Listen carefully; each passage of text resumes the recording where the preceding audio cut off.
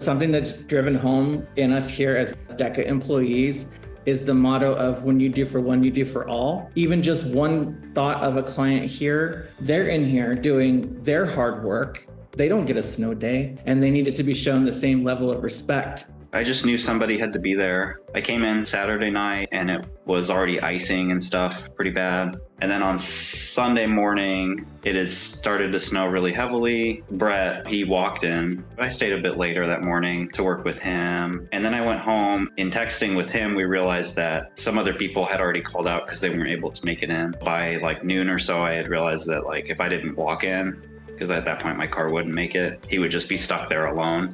All transportation canceled. I'm on the other side of town, which Lawrence isn't huge, but I just had it in my head. I was not gonna let these girls down at all. Didn't say anything to Paul because I knew he would talk me out of it. Got dressed, got my boots on, put on a long coat, and then I just started walking. Granted, I didn't really think about how long it was gonna be, which ended up being a 3-hour walk. It definitely was worth it. We ended up getting around 10 inches of snow. Lots and lots of shoveling in the process of trying to keep ahead of it, but it just was kind of pointless. We took turns sleeping so that somebody was always up in case they needed anything. We just traded off duties and worked together. It was pretty peaceful. I didn't think past the moment. It never struck me that like, oh, I'm going to be stuck there for, a day and a half or 2 days or whatever. Everything that we tell our clients here, one step at a time, I guess, like we say, we don't think about the things we can't change. And I don't know, just came natural. We just knew. And I'm a very reflective person, thinking about why I'm doing what I'm doing and why it's important. And I thought a lot about my mom, which is like why I do what I do. When I was a little boy, McDonald's had Muppet Baby toys and their Happy Meal. And I had all 3 of Kermit, Gonzo, and Fozzie. And I really wanted Miss Piggy. My mom had called up to McDonald's and they had the Miss Piggy and the Happy Meal. And my mom walked in this blizzard back in the early 90s to get me that Miss Piggy. I still have her to this day. And so I just kept thinking about that Miss Piggy walking here. It's little moments like that. While my mom is not here to see the work that I do, I see my mom here, and in here. That's what I thought about, and that's what got me here.